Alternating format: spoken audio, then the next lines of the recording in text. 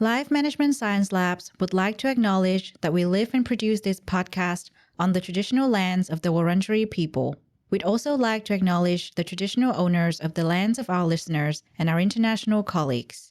We'd like to pay our respects to their elders, past, present, and emerging.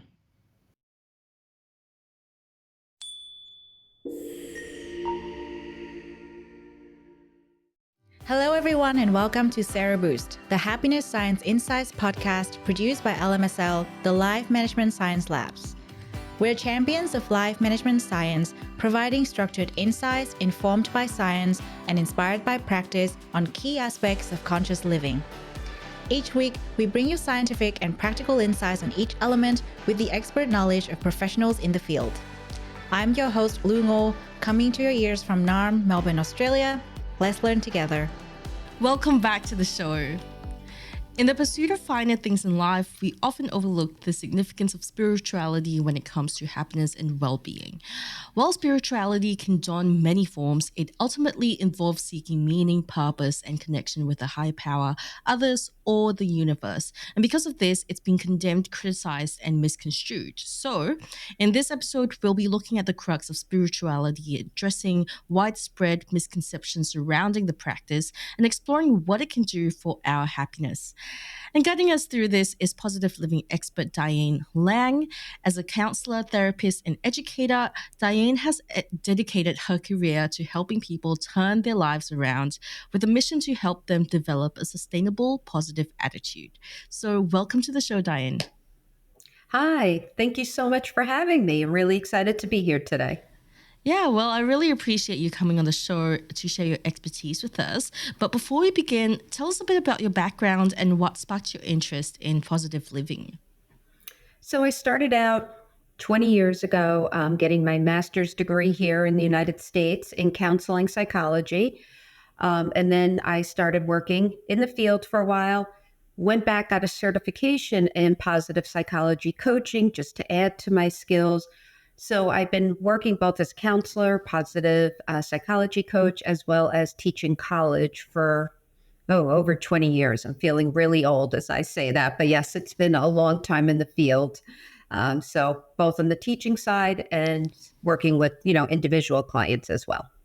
Yeah. And what would you say is the biggest misconception about spirituality? I think it really is that people don't even know what it is. That's what I really find from people. They know what religion is. Religion is much easier to define no matter what your religious background is. But when it comes to spirituality, a lot of people just don't understand what it is, especially because it's very individually defined. So it's not like you can just look it up and there's, a total description of what spirituality is, because spirituality for me might not be what it is for you. So it's really something that I think we get to define ourselves. And I think people have a hard time with that. Yeah, for sure. Yeah, in my research preparing for this interview, I've also found that whatever guides on spirituality that claim to be guides are often very soft in terms of actually guiding you, and a lot of it has to do with how you practice it and how you see it yourself, and what you're using the spirituality for. How accurate would you say that is? I think that is pretty correct because, again, it is individually defined. And there's so many different reasons that people become spiritual. Sometimes it's been, they've hit a rock bottom in life and they feel like there's no hope and they're looking for hope. Or for others, it could be not a rock bottom, but it could be an illness, an injury, a tragedy, a loss. And again, they're looking for comfort. They're looking for something that'll help them to be more hopeful, to find peace. So if religion doesn't work for them, or they don't have that background, it's, I think, more natural for people, even though they don't know how to define it, to just go within and not realizing that spirituality, again, doesn't mean you have to, enter a church or temple or pray at a certain time. It is something that you find within you, whether it's through your heart, your soul, spirit, whatever word you would like. But there is usually an intention behind why you've decided to be more spiritual. And when you know what your intention is, the why behind it, it might help the practice or defining it easier. because you know why you're getting involved. For a lot of people, religion is something that was handed down to them. This is what my parents did, my grandparents did. We follow in those religious steps. And for others, it could be like myself. I wasn't raised with any religious background. I've never read the Bible, Old or New Testament. I don't know anything about any religion. So for me, it became about soul searching and finding the answers to some questions. Why are we here? What's your purpose? What's the deeper meaning? And I just want to put this out there, the misconception, as you were talking about, you can ask a lot of questions and not get anything but more questions. And I think that's part of the spirituality, is realizing that sometimes these questions lead to other questions that keep leading you down kind of a rabbit hole of figuring out who you are. And being that we're always changing and growing, it doesn't always stay the same. So it's going to be kind of a process. I think we're always on a spiritual journey. I don't know if we ever get to a destination, because we're always changing and growing, and why we're searching for it or what we're searching for is constantly changing as well. Yeah, that's really interesting. And it actually serves as a great preface for our topic for today. But before we get further into detail, I'd love to get to know you better. So this is Have You Met Diane? And my first question for you is, what is your favorite book? Oh my God, I don't even know. I have to be honest. I know that should be a very easy question, but anything Brene Brown book-wise, and Eat, Pray, Love is one of my favorites as well. But I have to say right now, I'm like, I don't even think I have read anything different. I keep reading the same books over and over again.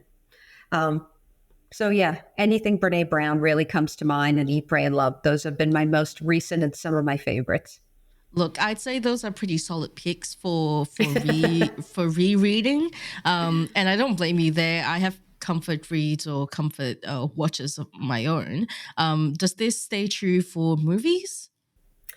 Yeah, I do have my comfort movies, but I'm also a little bit of a geek. I like all the superhero movies. I'm a big DC Wonder Woman girl, or the Monsterverse, from childhood, where my brothers used to make me watch. So yeah, I have a little different comfort, but Eat, Pray, and Love was still a great movie. You know what it is? Eat, Pray, and Love is more like your comfort movie. Brene Brown is more of like learning. It keeps me fresh in my field and learning. So I kind of like having the mix of both. Yeah. And with movies, you mentioned that you like the DC universe and Wonder Woman. And Marvel. Yeah. Oh, you like Marvel as well? I do. I'm more of a DC girl. I'm going to be fully honest. But yes, I do. I love all of that. Yeah. Yeah. But it's rare to find somebody who is, who has a love for both of them. There are a lot of people out there who are really divided on this topic. Is DC or is it Marvel? Like, it's either one, right? That's so true. You know what it is for me growing up? Saturday morning cartoons with DC. That's what was on the TV. So I was raised with, Batman and Wonder Woman and Superman. So you grow up with those. So you kind of inclined to that. But I mean, Marvel has some really great superheroes in movies. Yeah. I mean, I can't argue that. So I like them both. Yeah, for sure. I think I grew up with DC as well. I mean, I was constantly watching Teen Titans as a kid and all that kind of stuff. But I think before, leading up to Infinity War with Marvel, I think that was all great. And they have a couple of shows that are amazing. But yes, the DCEU, I find myself gravitating towards that more with the TV shows. But yeah, anyway. So you're watching Penguin is what you're saying. You've been watching the new one, Penguin. I actually haven't. All right, then I'm going to stay quiet because I don't want to give any spoilers, but it's amazing. I mean, there's a great Marvel ones too. Loki was one of my favorites. But yeah, Penguin is great. So everybody out there, you got to watch it. It's on HBO Max where the DC universe lives. It's great. Yeah, I hear you. All right. So as for podcasts, are there any that you're listening to at the moment? No, I don't really listen to that many podcasts. I've been listening to, if I do, Mel Robbins. I do enjoy hers. But I have Sirius Satellite, so I end up listening to a lot of satellite radio instead of some podcasts. But when I do have a chance, I will listen to what's her name? Terry Cole. I listen to Mel Robbins. Brene has one. So I will listen to them. But when I'm in the car, where most people listen to a lot of their podcasts, I'm listening to, I am not just a superhero geek, but I listen to like, I'm old, so all the heavy metal, and that's only on Sirius Satellite. So I have to get on my satellite to listen to my music. Wow, I wouldn't have pegged you for a heavy metal geek. I know. I'm a Wonder Woman and Metallica fan. I know. It's just the generation. I love the dimension that we're getting here. I think Wonder Woman would be very spiritual. No, I don't know, but I'm going to make her in her next movie be very spiritual. And so, in your either in your professional life or your personal life, is there anyone that you look up to? I would say the biggest role model for me in the field was Wayne Dyer. I mean, unfortunately, he passed away, but he really, because he was based on the science, he taught college, and then he switched and became very spiritual. And he's been through a lot in his life, which he shares openly. And I really found that I admired him. So he actually, I think, was part of the reason I wanted to teach college and went more spiritual instead of staying just in the counseling realm. It really was that shift because it made you realize there's much more. And like science is equaling out to a lot of what we know spiritually. You know, there's a big connection. And then you have people now like Dr. Bruce Lipton or Dr. Joe Dispenza who are really, really taking it to the next level as well. But for me, Wayne Dyer was one of my biggest role models growing up. I really loved him and his books too. He is definitely on my bookshelf. I just haven't read one recently, but I think I read them all at least twice. And what did you find most admirable about him? How he's gone through a lot of tough times and he's been very open and honest about that, which is really scary. You know, it's really brave to be that vulnerable and self-disclose. And he didn't let it stop him from being the best version of himself that he could be. And that's what I truly loved about him. And that he was just really down to earth. It just seemed very relatable. And he made a lot of the practices that would be hard if you weren't in the field really easy for the layperson to understand. Even when he went more spiritual, it was still very easy to relate to. So he's just, if you haven't read his books, he's just amazing. Yeah, 100%. I find that a lot, the people who are able to take overtly technical terms and concepts and translate them into something that the average person can understand, that is some serious talent. Like, yeah. But in your lifetime, has there been a course or a class that you've taken that has stuck with you to this date? I think for me, when I went to graduate school at the time, it was before positive psychology was really so popular. And I went to a college that was very humanistic, and that was not the case. Most people went to a school that was very psychoanalytical, very Freudian. So it really stuck with me that I got to take classes that had this humanistic feel to it and the beginnings of positive psychology. So that really stuck with me. The certification stuck with me. And even just reading any of like Dr. Martin Seligman, who's really the founding father of positive psychology, all of his books will stick with you, you know, if you really have an interest in it, because, you know, we've studied so much of what makes us depressed. What doesn't work in life, mental illness, but no one really took the time to go, what makes somebody happy? Why is somebody an optimist when somebody's a pessimist? And how do we become more resilient? You know, we know we're going to have bad times. Life's a roller coaster ride. There's nothing we can do about that. If you're here for the human experience, you're going to have your ups and downs. But knowing that you can be happier than where you were and that you could be more resilient, that was just eye-opening. When you're young, you really, even when you're older, I think that's just something a lot of people don't think they could. When I first started in the field, I'd always hear, you know, I can't change. I'm a victim of my DNA. It's my genetics. And now we realize you have a lot more control over your happiness than you realize. And that's very powerful. Yeah, for sure. Well, thank you so much for sharing all of that with us. It's been such a pleasure to get to know you better. I wish we could continue this conversation, but we have an agenda to follow, which is exploring the spiritual side and how to cultivate that side of ours. Well, actually, I'm pretty interested in knowing more about this as well. So let's just jump right in. Um, for starters, what does happiness mean to you? So happiness, again, is like spirituality. It's very individually defined. So I actually, when I think of happiness, I don't think of contentment. I know a lot of people do think like they're content, but to me, for some reason, content is only good for a little bit. Like I want to be content, but then after a while, that leads to boredom and stagnation for me. So happiness for me is always moving and changing. Like I've even always been that type of person who can never be at the same job and just work 9 to 5. Like I don't get happy with that. So knowing my personality and knowing myself, it's a lot about change, which could be scary, but I do enjoy it. It's always about moving forward. And happiness for me is always about learning and growth, which is one of my, I'd say, priorities in life. I always want to be learning or growing. Otherwise, I just feel stuck. And stuck and stale, stagnation leads to depression. So and then, of course, I have my typicals of what makes me happy, which people, laugh at, but chocolate and my dog does the works. Good chocolate bar, hanging out with my golden retriever. That's happiness all the time, watching, a superhero movie.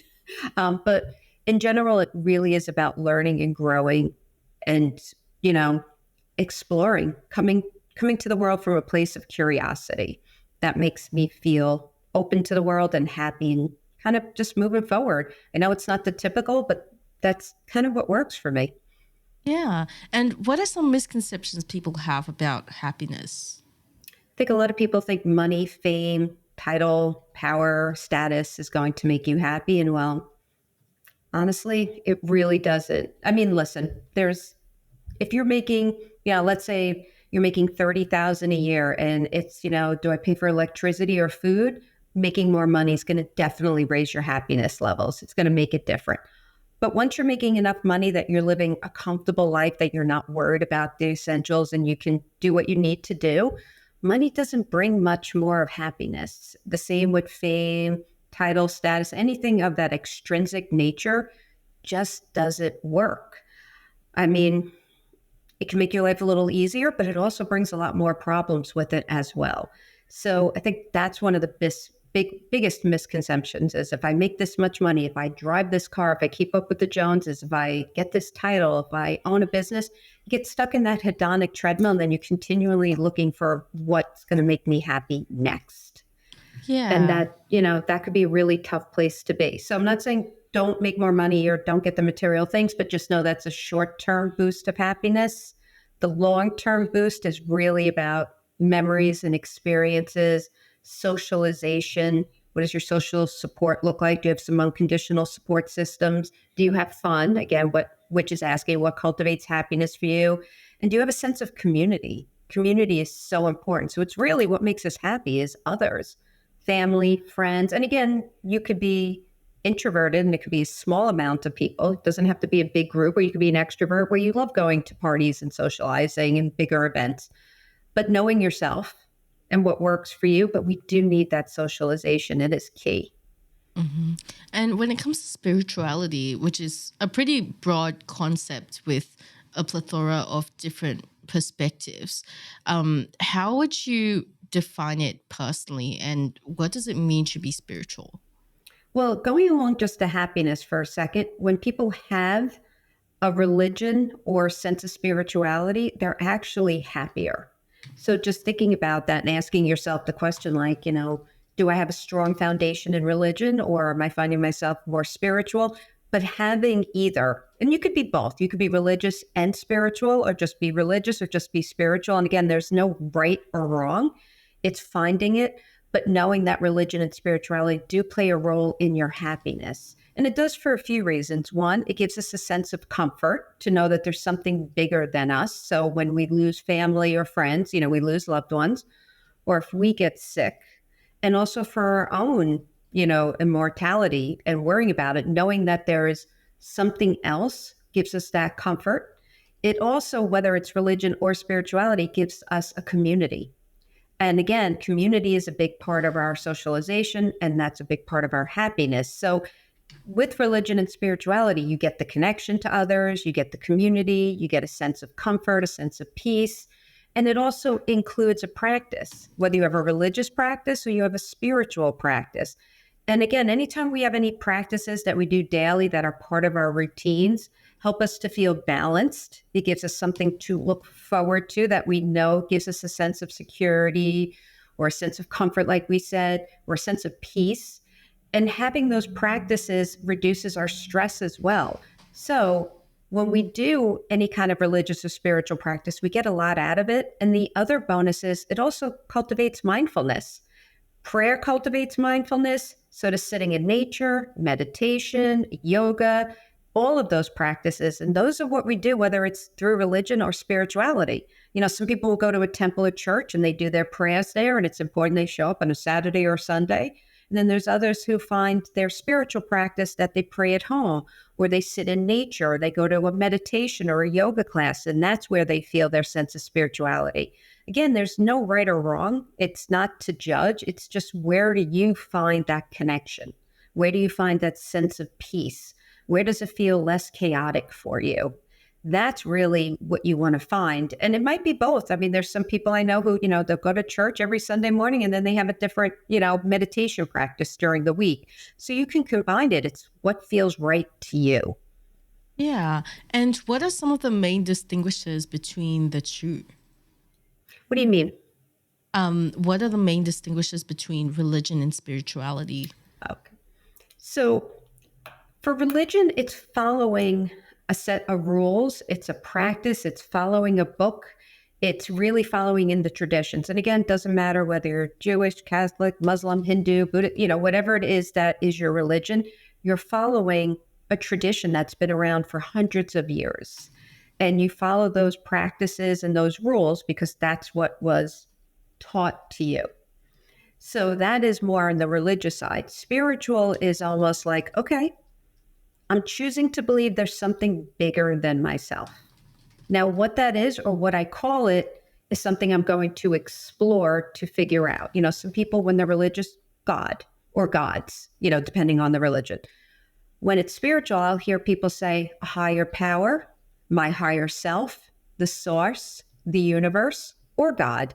And there's no right or wrong to it. It's how they connect to knowing there's just something bigger than themselves. But one of the common things is, whether it's religion or spirituality, we realize that we're connected to everybody. There is that connection of knowing that, and I wish this is something that we'd all know more of, is that we are all connected. Doesn't matter that you're in Australia and I'm here in the New York City tri-state area, right? We're still connected. And we're connected to nature. We're connected to animals, which I think we're starting to see, because now you're seeing people treat their pets like better than their own families. Like we're starting to connect, to realize, but that we're all here together to connect. And we're all pretty much one. And that's what religion and spirituality can offer. The problem with, I think, religion, and not a problem, but what makes it different, is everybody could read the Old Testament, the New Testament, or what Quran, or whatever they're reading, and they interpret it in their own way. So even though you have religion and you follow it, it doesn't mean that you're following it differently than somebody else who's the same background as you.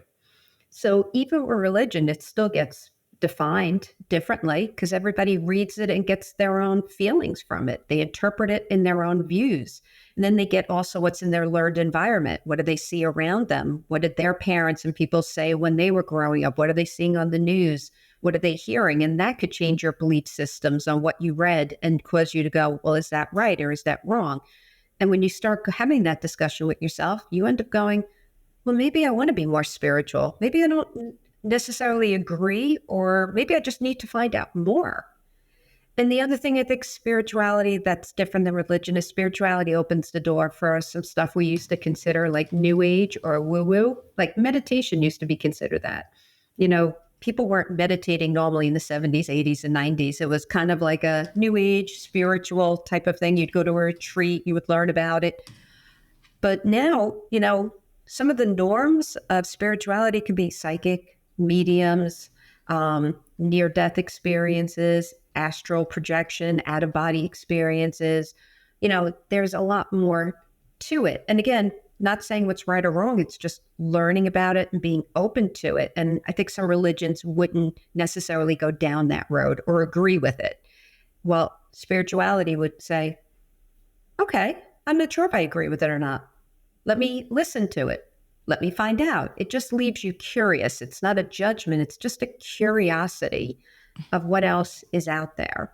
And you'll see a lot of people really, if you go on YouTube or any of those, or even TikTok, you're seeing that so many people are interested in that. Are there aliens? Do we have life after death? Do people reincarnate?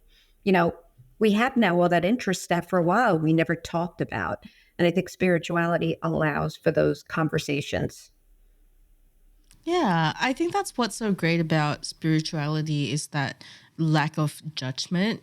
I personally grew up Catholic and I was raised in a Catholic church. I mean, not inside of the Catholic church, but I went to Catholic church a lot. I had like Sunday school and everything like that, and Right. You we went to had CCD.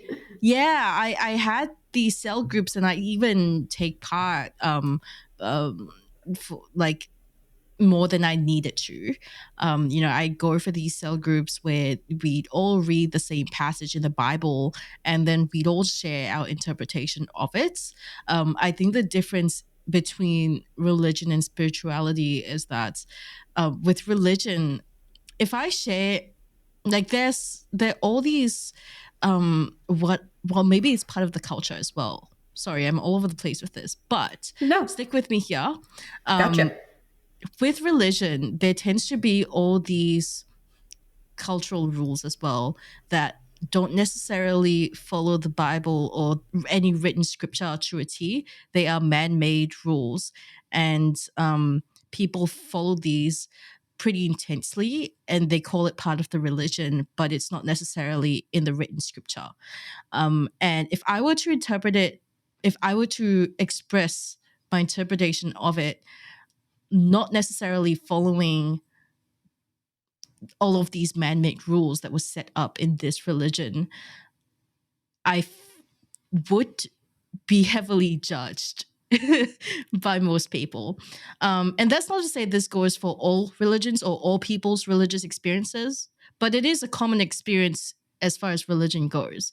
With spirituality, it's a little bit more of a like, well, everyone's kind of open to different perspectives and different experiences and different interpretations of the same thing. Sure, you might have a few people online, keyboard warriors, typing mean things in the comments, maybe, but those tend to be people who aren't really engaging with the spiritual side. That makes sense. Yeah, no, it makes complete sense. It's when you step out of what you were raised with.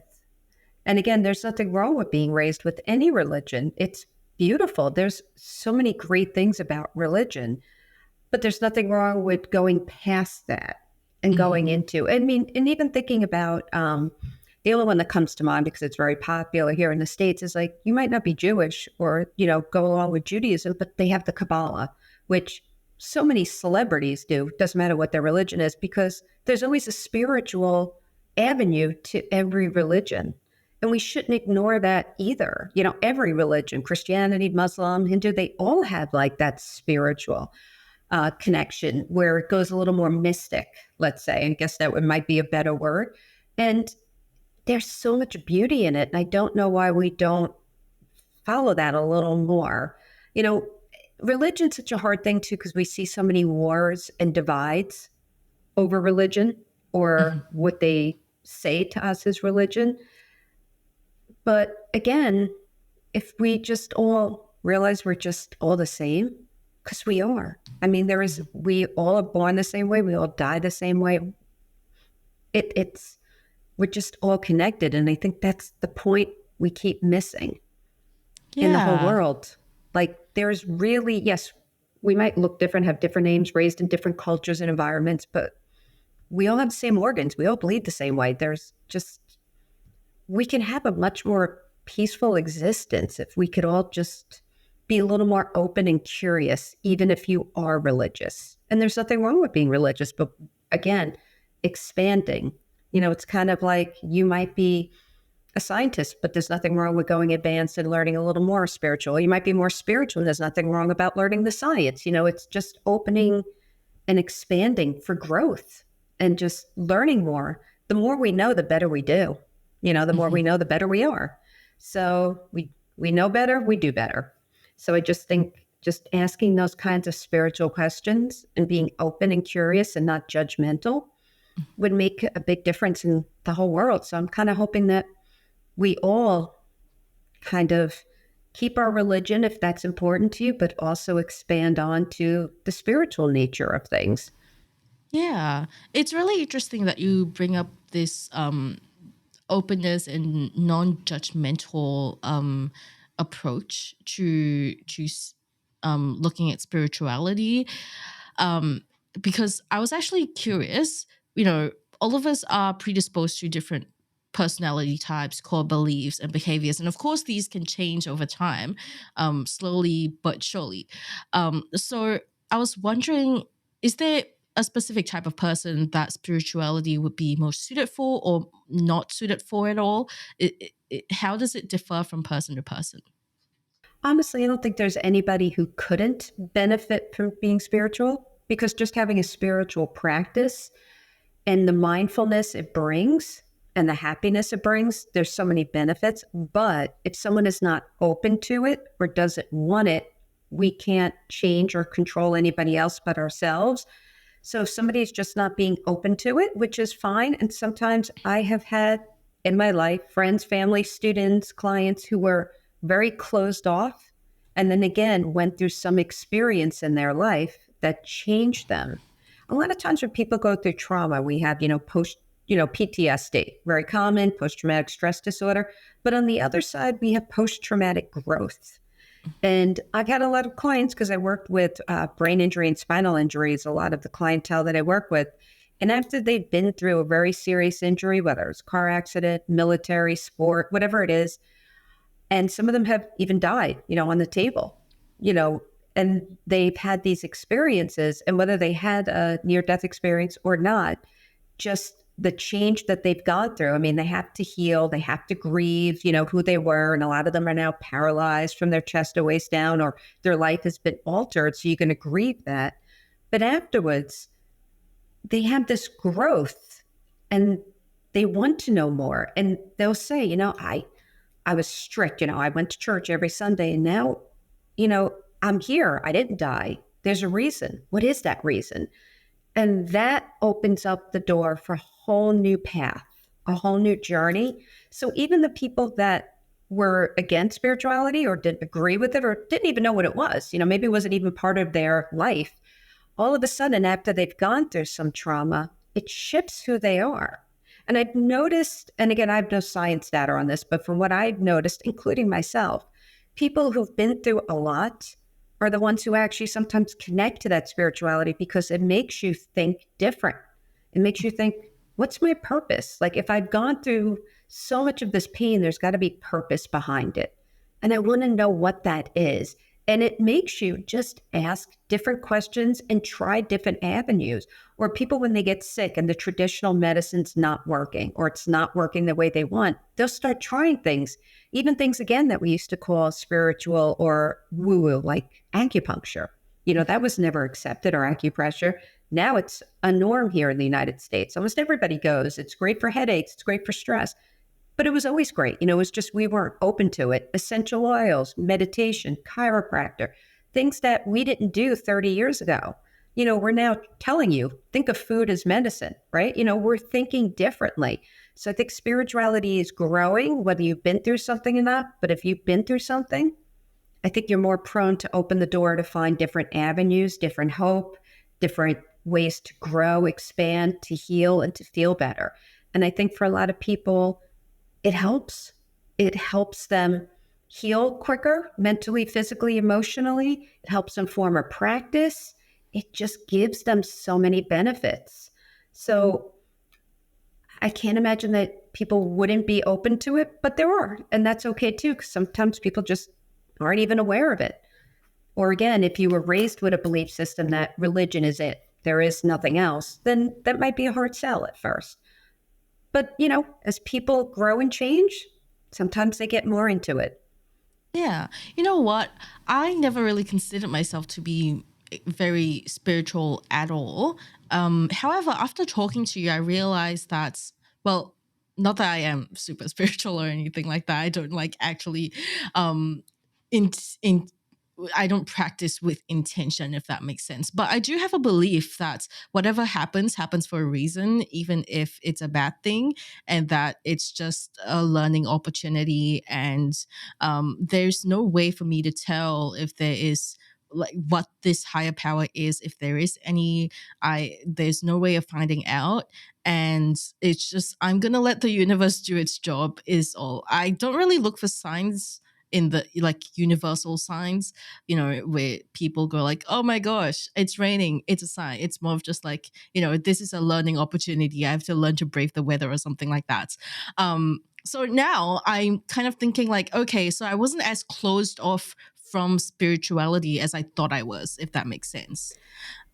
It makes complete sense. And it sounds like you have a really good growth mindset. Like, yes, what's the lesson here? What do I want to learn here? How can I do better? I mean, that's the growth mindset. But for spirituality, again, I don't think there is a real, I mean, I'm sure we can go up on, an encyclopedia and get a real full definition.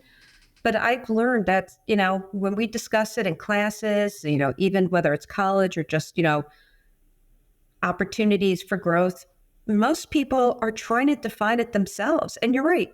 The universe is going to do its job no matter what. But I don't know if I believe in signs, like, oh, I just saw 111, like 20 times. Maybe that means something. Maybe it doesn't. I don't know. But I always believe in coincidences, and we've learned to call them God incidences because sometimes there's just too many of them. Mm-hmm. And when you look at something in hindsight, you see how it brought you to where you were supposed to be, which again makes me feel like there's more to this world than we know. And I'm sure in 50 years, a conversation on spirituality will be just a normal everyday thing, the way a conversation on meditation is, or a conversation on what psychology is. Psychology wasn't always accepted either, going back. So I think 50 years, 30 years, whatever it is, it'll just be part of life. Yeah, and I'd be really excited to see where this conversation goes. But from what I've read so far, gratitude and kindness are usually highlighted as essential aspects to spirituality. So, what would you say the difference is between being generally grateful and kind in day-to-day life versus practicing gratitude and kindness as part of spiritual work? Is there a difference there? I don't know if there is a difference, to be honest. They're positive emotions. So every time you're feeling grateful or you're doing a random act of kindness, you're paying it forward, you get that boost of happiness. And I think when you're religious in again, I've never read any of the big books, so I can't say, but I'm assuming from what I do know, what I have learned, that the basis of all religion is to be kind to other humans, to be kind to people in need. And spirituality, it's the same thing, being kind. It's really, I think one of the important spiritual questions to ask yourself is, how can I make an impact in this world? Or how can I make this world a better place? That's a spiritual question, which would include kindness. Now, gratitude in general, gratitude to me is the perfect way to do spiritual. So let's say you say, I'm not religious. I have no religious background, so I don't know any religious prayers. I can't quote the Bible. I don't know anything. Well, a great way to have a good spiritual practice would be to be grateful. Gratitude is such an important positive emotion. It does a few things. It cultivates happiness. It also cultivates mindfulness. So every time you're feeling grateful, you're reducing your stress hormone, you're lowering your blood pressure, reducing chronic pain, bringing yourself back to the here and now, calming, self-soothing. I mean, it goes on and on. It also is one of the best ways to kind of retrain your brain to notice the good instead of the bad. So it gives a lot to be grateful. I make that really, gratitude for me is a daily practice. Then I got very sick. Now it's probably like 13, 14 years ago. And I got very depressed. I couldn't eat. I couldn't swallow. I lost 28 pounds in 2 months. I was really sick. No one could figure it out for a very long time. And what saved me, and I always taught it, and I had my clients do it, but I didn't necessarily listen to my own advice. I started doing gratitude every day. And doing a regular gratitude practice, just what am I grateful for, didn't do it for me. because I just felt like I was saying the same things over and over. And it felt like a gratitude rut. Like, yeah, I'm grateful I woke up today. I'm grateful I have a roof over my head. I have friends. I have a job. But it was the same stuff every day. So instead, I started doing it at night and just saying, what am I grateful for that happened today? Let me look through my day for the little just gifts, blessings, and miracles. Anything. I got a good parking spot. That seemed to be the best cup of coffee I got today. My hair came out good. Yeah, it doesn't matter what it was, how small, but just by noticing it, I started shifting my perspective, what I noticed during the day. And it's very easy for us to get stuck in that negative, right? We all have a negative bias. We can easily get stuck there. But gratitude allowed us to look at life from a different perspective, and it starts shifting. So when I started doing gratitude, and it didn't happen overnight, I'm not going to be like, oh, the next day I felt great. But it took me, I'd say probably, if I remember correctly, a good 3 months or so. It started shifting. It started shifting. Like I was really sick. I couldn't eat. I couldn't swallow. And all of a sudden I'd be like, well, I'm grateful for my health. And at first I'd be like, well, that's BS. I can't even swallow. How? But then after 3 months, I'd be like, well, there's people who can't even walk or talk, or they had strokes and they can't do anything. Like I could still do all that. Like it just all of a sudden, not all of a sudden, but 3 months. And all of a sudden later, it was like, oh my God, I can see things a little differently. I could see the good in a bad situation. And you start becoming more resilient. And it was such a major transition for me that I just made it that every one of my clients or anybody who I talk to, make gratitude part of your daily practice. And I always suggest it at night because I don't know about you, but for a lot of us, when we try to go to bed at night, we start thinking about what happened during our day, what didn't happen, why we have to do this tomorrow, and we start stressing out. And then we can't fall asleep. And whatever you're thinking about, like 20 to 30 minutes before you go to bed, affects if you sleep, how you dream, and what mood you wake up in the morning. So by doing gratitude, you're getting mindfulness, which helps you sleep. You're getting the positive thoughts and the positive emotion boost from, happiness. So it's a great way to fall asleep. So yeah, gratitude and kindness should be part of your daily practice, whether it's religious or spiritual. I try not to put a label on it. It's just doing it. It's Yeah. really important. Yeah, it sounds like it really helps to put things in perspective, and that's not to say like, or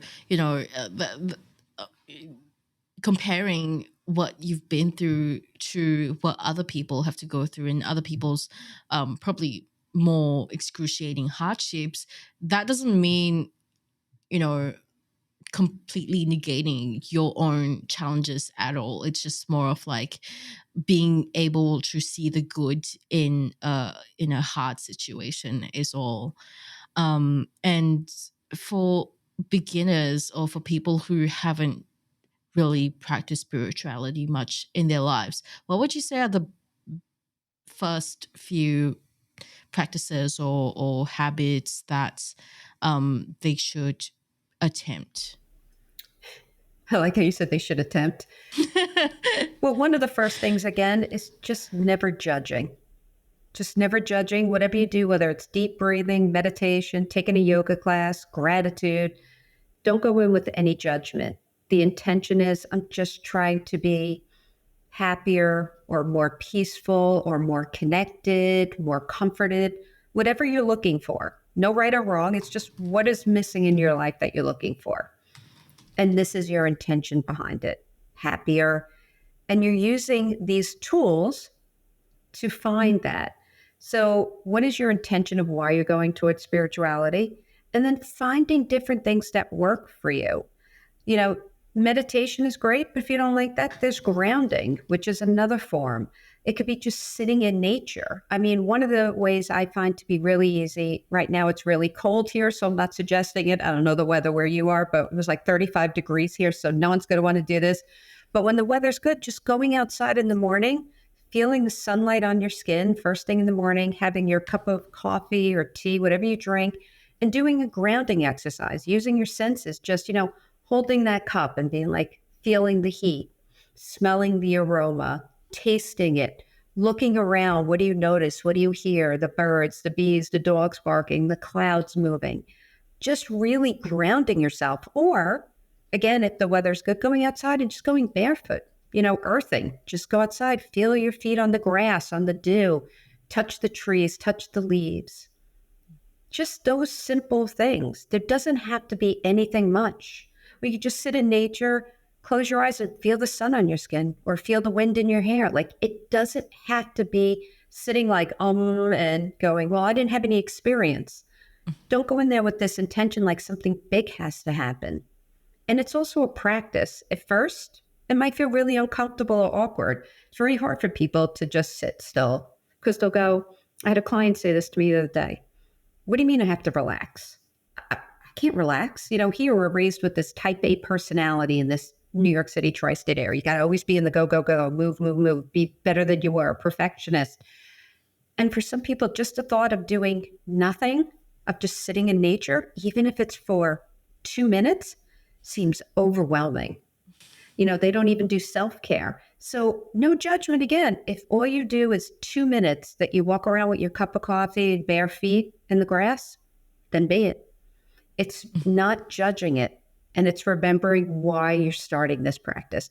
Or you could be more intentional and get a journal, if you like writing, and just start asking the big questions, writing down the questions, and then doing a free write. What comes up for you? Like, why am I here?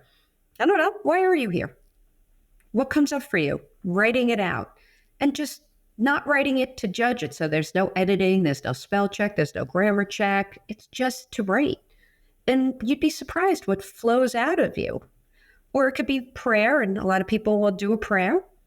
A lot of my clients will say, I pray means I'm talking to God or higher power, the source, and meditation, I'm listening. So some people will do both. And again, that could be religious or spiritual, or you could just leave it undefined and make it part of your morning or evening routine. I mean, it's important to have morning and evening routines for balance, for happiness, to de-stress. And I would say too, anything that's mindful for you, that slows you down, that makes you just be in the moment. So maybe it's you're washing the dishes and you're looking out the window and just noticing nature while you wash the dishes. Or you're taking a shower and you close your eyes and you just feel the hot, the steam, you feel the water on your back, whatever it is. It's just slowing down and being non-judgmental, observing, curious, just simply. Doesn't have to be anything spectacular or anything big. Essentially being present in the moment. Yeah. And because I love to ask this question, what are some unconventional ways to practice spirituality? Some unconventional ways? Yeah. Lesser known practices, things that you normally wouldn't associate with spirituality. I don't know. I don't think anything is very unconventional with spirituality because, well, you define it yourself. So somebody might be having a full conversation with God, like there's the book Conversations with God by Neil Donald Walsh, having a full conversation with God. Maybe you're connecting to your angels. That might seem unconventional to you and I, but it doesn't mean it is to anybody else. So I don't know if there is anything unconventional. I think it's what fits for you. For sure. And if I practice, let's say, knitting with my spirituality, being present in the moment, slowing down, that will work as well, wouldn't it? Absolutely. What you're getting is flow. Now, when you do flow, you're in a state where whatever activity you're doing, you're totally immersed in, right? So it could be knitting, crocheting, gardening, cooking, whatever you love to do. Even people like cleaning. I don't get that. But if that's for you, whatever you do, you're immersed in it. All your attention and focus is on it. You love what you're doing. At the same time, you're a little challenged, not too challenged that you want to give up or you're frustrated, but just enough that it keeps you moving and interested. And you get that sense of timelessness where you think you're going to do the knitting for 20 minutes. Next thing you know, it's 2 hours. You didn't even realize the phone rang, that you're starving. You're just so involved in it. And when you get in flow, you get into a different state of mind. So, what's funny about flow is like if you have questions that you just can't figure out the answers to or problems, because you keep thinking on autopilot, just keep going the same way over and over again. If you do something that causes flow, you'll get the answer because you start thinking more in your conscious brain. So yes, and flow causes both positive emotion, it cultivates happiness, but it also cultivates mindfulness. So there's the whole connection. So yeah, do whatever causes flow. Add that into your schedule. Absolutely. And knitting would definitely count. Amazing. I'm actually thinking of doing more embroidery soon, which is something that I've only done once, but it's easy enough to, do it where I won't get stressed out. And it's like challenging enough to like where I need to be present in that moment for most of the time.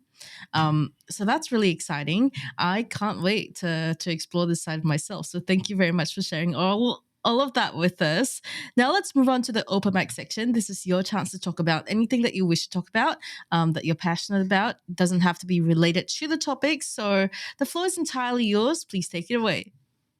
Honestly, when you told me we were going to do this, I was like, I have no idea what I want to say.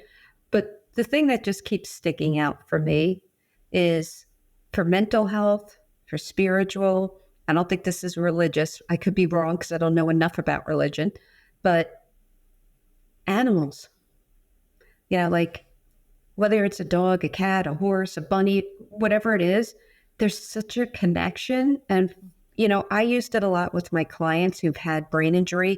It's one of the best ways to get them to trust again, to get that unconditional support or get them to socialize is to have an animal. You take that dog for a walk, you go in the park, other people connect with you, you learn to trust, especially if now some of them are blind and they need a seeing eye dog or emotional support. And again, it doesn't have to be a dog. That was just my experience. And for me, when I cultivate happiness, like I said it before, I could have the worst day in the world. I come home and my dog's there. I'm just like, life is good. And, they have studies now that you could do grounding through your animal. Like if your animal's touching the ground outside in the earth and you touch the dog, you're grounding. We also know if you can pet your dog or cat or whatever animal for, I don't remember if it's 10 or 20 minutes, it causes you to de-stress. It just is such a connection. And again, when we start connecting to animals and people, we're just wanting to be kinder. It's just, it all flows together. And if you're not an animal person, this might not be for you, but I think for a lot of us, we are. And I think it's just a big way to de-stress, find happiness, be mindful, be spiritual, and just be kind. It's just, it's an amazing give back too, to save an animal. Like if you do a rescue, there's nothing better. So For sure. that would be my last thing. Like if you're feeling lonely, you're feeling unhappy, if you can't have an animal, then volunteer, rescue, foster, do something. It's just, I don't know. There's nothing like it. And I don't know why I felt like saying that, but that's what came to me. So that's what I'm giving out there. Well, that's an excellent use of the open mic. I agree with you 100%. Another on that note, on the note of animals, I've been seeing so many videos of raccoons in the United States being domesticated, which is incredible because it extends their lifespan by a lot. They only live in the wild up to 4 years, maybe, which is unfortunate because that's the lifespan of a hamster. I know You know, that. I didn't even know that. I just learned something new. I never knew how long a yeah. raccoon lived. And raccoons are plenty. They're always in urban areas because we displace their homes. Um, so it's nice to see people owning raccoons now because I know they're usually associated with trash, but the reason that they are is because they need food and They're cute though. they are so cute. They look really like are. little children. No, they are super cute. And where I live, I'm in New Jersey, right next to northern New Jersey, the city. But we have so many animals here. Like I have bears all the time, but don't want to friend a bear. They're a little scary. But we have a family of foxes that always lives under our shed, and I feed them all the time because they are so cute. I just, but I just love animals. I really do. I know we've had some weird conversations today, right? We went from the DC universe to animals, but it's a ride. That's exactly life. right. It's exactly true. Just being honest, right? We like our animals and our Wonder Woman, movies. Yeah, 100%. Well, thank you very much, Diane, for joining us today and for sharing all of your expertise with us. I had such a good time talking to you today. If our listeners want to find out more about you and what you do, where can they go? Best place to go is on my website, where you can find all my links to my social media, my email, which is dianelang.org. So join me there, and you could also send me an email and tell me what you thought or any questions. Amazing. We'll link that in the show notes. And thank you, everybody, for tuning in. We wish that you would somehow explore the spiritual side if you wish. Good luck with that. And we'll catch you in the next episode. Thank you for having me.